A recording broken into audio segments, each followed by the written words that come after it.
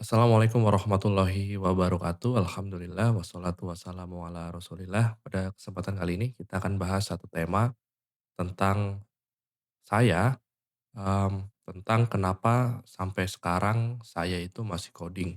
Jadi kalau teman-teman yang kenal saya atau satu perusahaan dengan saya tahu bahwa posisi saya sekarang itu adalah Head of Software Engineering di salah satu, startup ya kalau bisa dibilang mungkin atau, financial service di Indonesia.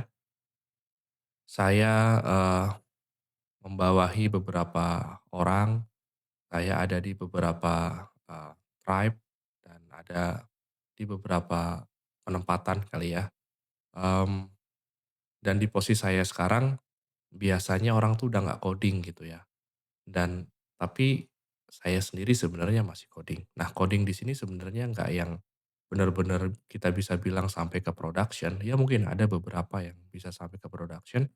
Tapi, adalah coding-coding yang mana eksploratif atau sifatnya, mmm, pengembangan seperti itu ya, atau hal-hal baru atau hal-hal yang kira-kira kalau bisa diterapkan secara lebih luas di perusahaan akan membawa dampak baik, gitu. Nah, saya akan coba jelasin beberapa alasan ya, kenapa saya itu tetap masih coding sampai sekarang. Nah, alasan yang pertama itu adalah resiko profesi. Nggak bisa dipungkiri ya bahwa di jabatan ini, di Head of Software Engineering itu, tentu didapatkan salah satunya karena hard skill ya, nggak mungkin kita tiba-tiba ada di posisi ini tanpa hard skill atau cuma soft skill doang gitu ya. Pun kalau kita berkaca, kalau kita mau melihat ya, misal kita mau rekrut jabatan yang sama, tentunya kita punya beberapa kriteria ya untuk bisa merekrut seseorang dengan jabatan tersebut. Nah, salah satu yang paling penting dan paling ditekankan adalah hard skill. Tentu soft skill penting, tapi yang hard skill ini adalah, batasan utama ya atau syarat utama untuk mendapatkan di profesi ini gitu ya. Nah, dengan karena hard skill itu sebagai syarat ya atau dia sebagai kenapa kok saya bisa dapat posisi ini, maka sudah jadi tanggung jawab saya untuk mempertahankan bahwa hard skill saya harus tetap bagus. Nah, problem di dunia komputer, hard skill itu bisa dibilang, eee, harus harus bertambah ya atau harus, berkembang terus. Kalau pada saat ini kita bisa, mengerjakan satu web service misal ya, dengan versi 1 gitu ya, ketika nanti muncul versi 3 versi 4 dan kita tidak belajar itu, maka secara hard skill kita mungkin tidak sesuai dengan jabatan kita sekarang. Maka, eee, mau nggak mau kita tetap harus belajar. Yang kedua ya resiko profesi ini nggak cuma, eee kita harus punya hard skill ya. Si profesi ini menuntut kita itu untuk membuat sebuah keputusan. Nah, kalau keputusan yang kita buat itu didasarkan tanpa hard skill atau hanya mungkin tanya ke tim kita atau tanya ke, peers kita, maka, siapa yang mau tanggung jawab gitu kan. Apalagi untuk keputusan-keputusan yang sifatnya arsitektural. Ya misal untuk pengambilan keputusan menggunakan bahasa pemrograman apa, mau pakai komponen apa, mau pakai Kafka kah, atau mau pakai RabbitMQ. Kita mau pakai Memcache atau mau pakai Redis, kita mau pakai, Cloud A atau Cloud B gitu-gitu ya. Itu, tentu jadi tanggung jawab kita untuk memutuskan sehingga belajar hard skill itu sangat penting. Nah, untuk alasan yang kedua itu adalah role model. Mau nggak mau kita kalau jadi lead atau kita jadi, manajer atau head itu pasti membawahi tim ya. Tim kita itu mungkin bisa 10 orang, 20 orang, 30 orang seperti itu. Dan mereka tuh butuh role model. Role model seperti apa sih yang bagus bagi seorang engineer ya? Tentunya engineer melihat, sekarang mungkin ya, kalau saya dulu sebagai engineer itu melihat, seseorang itu bisa dijadikan role model kalau memang secara hard skill dia bagus. Ya kalau misal sama-sama aja, setara-setara aja mungkin kita nggak sebut itu sebagai role model ya. Tentu role model itu lebih lebih bagus sehingga, dengan alasan ini saya jadi terpacu untuk tetap coding atau saya terpacu untuk tetap eksploratif karena tim jelas-jelas butuh, role model dan pengalaman saya, sebagai tim itu akan pastinya akan jauh lebih tenang dengan leader yang kompeten atau yang menguasai di bidangnya. Ya tentu kita nggak pengen, eee, apa-apa itu keputusan atau, hal-hal itu ditentukan oleh tim. Ya maksudnya solo lah ya oleh tim kita tanya, tim kita misal, si A misalnya, kira-kira, ini bagusnya gimana? Oh bagusnya seperti ini, udah kita percaya aja sebagai leader gitu ya, nggak gitu ya, kita nggak pengen kayak gitu. Tentu, kalau ditentukan secara tim mungkin secara musyawarah itu ada benernya ya, cuman kalau apa-apa ditentukan oleh satu orang yang mana belum tentu orang ini kompeten ya, kita percaya-percaya aja ini yang jadi problem. Nah tentunya tim juga nggak suka ya dikasih tanggung jawab yang beyond their pay grade. Tuh biasanya mereka nggak akan suka. Jadi memang udah tanggung jawab kita sebagai role model, sebagai, lead itu untuk, mampu dalam tanda kutip "menaungi" ya, menaungi, tim-tim kita.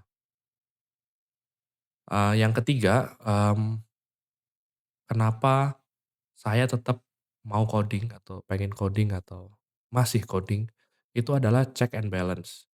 Nggak bisa dipungkiri bahwa tim kita itu nggak semuanya punya pace yang sama, atau nggak semuanya tim kita itu punya solusi yang terbaik. Oke, kita ngomongin pace dulu. Eee, Pernah nggak, teman-teman mungkin dalam satu sprint atau dalam satu requirement itu, punya namanya estimasi ya. Jadi misal setelah teman-teman membuat, SA ya, atau ngelakuin D&D, itu bisa jadi teman-teman diharuskan membuat story, ya kan? Saya sebagai user bisa apa gitu, dari story itu muncul task.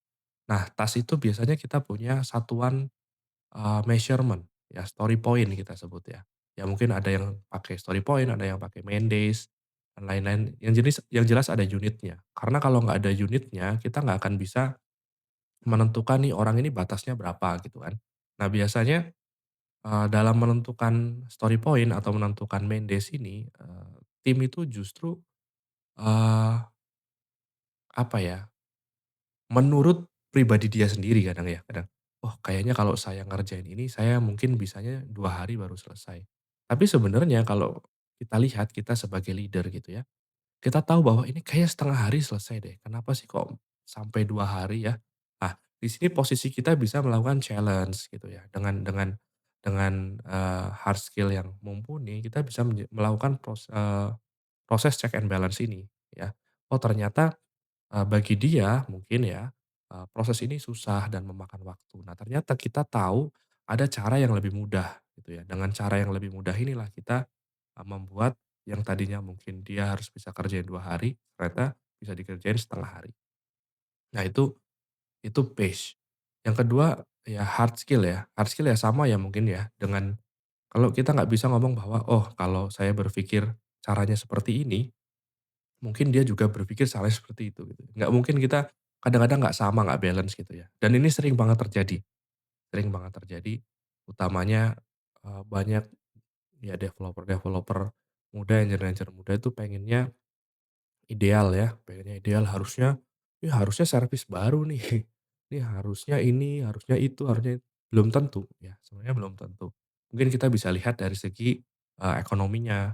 Oh kalau misal servis baru kita harus kerjain 3 minggu gitu ya, tapi kalau misal kita harus dari nol, kalau misal kita nerusin aja dari project yang udah ada mungkin bisa 1 minggu selesai. Oke mungkin lebih, eee, kotor gitu ya, tapi kita ngomong bahwa ini project baru belum tentu bagus gitu ya. Yang kita bisa akalin di sini adalah secara foldering atau secara package itu lebih bagus.